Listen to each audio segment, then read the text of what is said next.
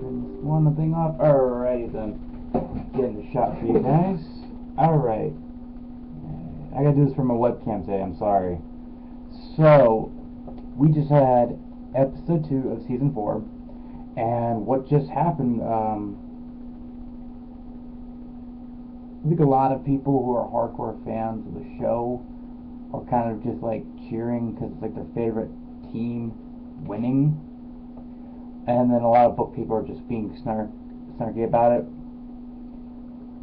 Alright, I'm going to try to do this episode in order. So let's start with,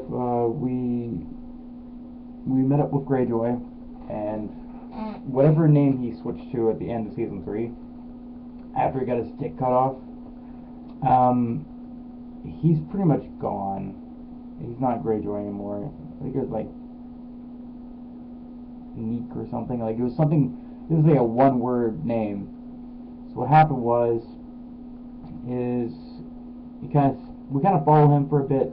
It's like almost every character we didn't see in episode 1 we see in this one a little bit, because we wanted to know what happened to Greyjoy last week, and then we kind of got a couple clips of Baratheon with the Red Queen, or whatever, the red dress woman, sorry. That whole part with Baratheon really didn't build to anything. I thought that was pretty much the slow part of this episode.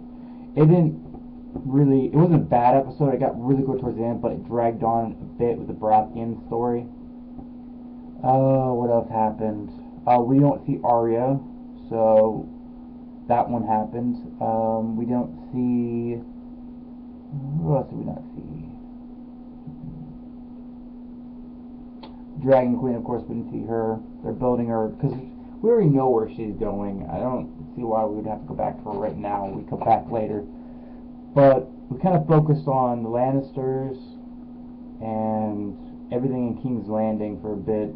We went over to the Baratheons over in their area, and then we went over to Greyjoy, or Neek, or whatever they name him. And you find out that everything, if you pay attention, it was the one guy's father is the guy that stabs Robb. He kind of tells him that he stabs Robb while Neek or Greyjoy's shaving his son's face.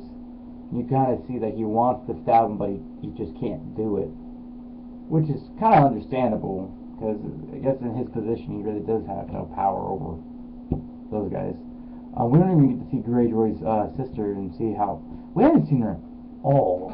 Like, last time we checked, she was on her way to go save him, and it looks like it's taken her a while to get it done. But I pretty much am going to say right now, spoiler talk for the ending of the episode. This is the big giant spoiler part. So if you don't want me to talk about, if you don't want to hear it, just go away now, because it's pretty much it. This episode was not so good, not so bad. It gets really, really good towards the ending for the show. Like, fans of the show that have no idea what's coming their way. And then you have also people who read the books are kind of being snarky about it, because they already know everything. They're just waiting to see what happens next. So, now onto the main part of the whole episode being amazingly good. Joffrey and his... I can't forget where she's from. Joffrey's getting married.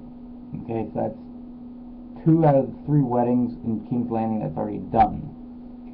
Funny thing is during the reception, the new queen offers everybody, leftovers from the wedding to go to the boar.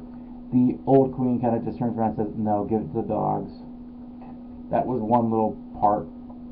Next part was, I want to say Tywin, but it's not Tywin.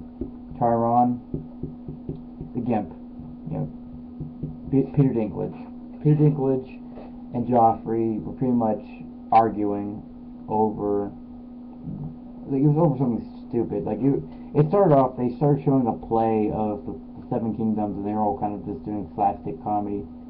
Well, at least that's what I assumed, it was slapstick comedy.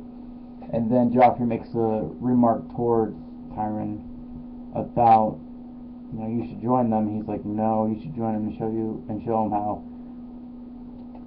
you have the new Valerian steel sword. Sorry, I remember Valerian steel sword. So now we actually figured out, because in the last week's episode I wanted to find out who had the other sword, and now it's Jeremy and Joffrey that has the two swords. Except for now. So what happens is they kind of fight for a bit, and Joffrey pours wine on him. So Joffrey's like, "Oh, be my, my wine bearer.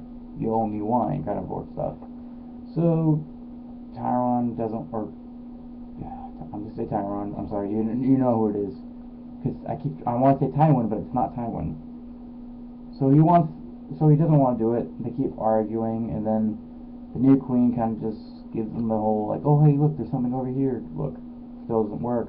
Look, there's pie." It's like a cake, but they kind of distract for a second, and then Tywin trying to get out. Not Tywin, damn it. Tyron trying to get out, but Joffrey keeps trying to bring him back.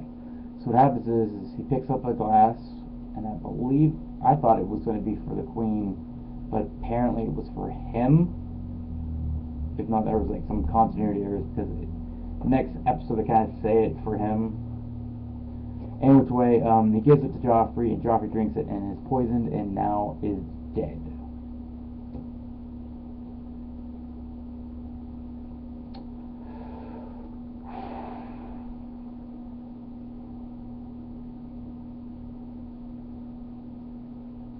Finally, I feel kind of relieved that he's dead.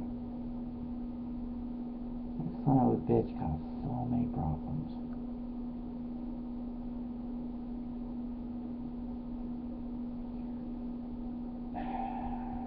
I should be like, whoa, yeah, whoa, but I'm not stupid. I knew he was gonna die.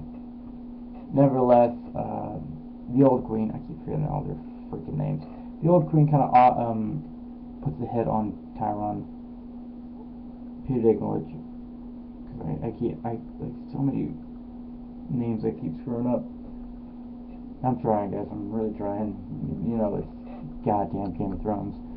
But anyway, they put a hit on his head, so we don't really know what's going to happen to him next. The one thing with Salsa, on whatever, it's always going to be Salsa. The one thing though is she has something probably to do with the poisoning of Joffrey, because the drunk guy that she saved from season 2 came over and was kind of like, "Hey, you need to leave now. Hey, you need to leave now. Let's go." Like, I think he's tied to it. Which, if he did poison him, it makes sense because he's an alcoholic. Even if so, great job, because your ass is probably gonna be grass. I didn't think this episode was amazing, but I didn't think it was bad. Like, I didn't think it was a really horrible episode. Like, each episode has to bring something to it, and there's always gonna be those ones you just don't really enjoy. But this one had a little bit of enjoyment in the end, as usual. So I'm going to stop it here because it's coming up to the 9-minute mark. So I hope you guys enjoyed it, and tune in next week for episode 3 of season 4. Anyways, if there's anything else you guys want to talk about, post in the comments below. If I made something wrong, as usual, post something in the comments below because I'd love to read the comments. But yeah, that was it. This was Tater Talks. See you later.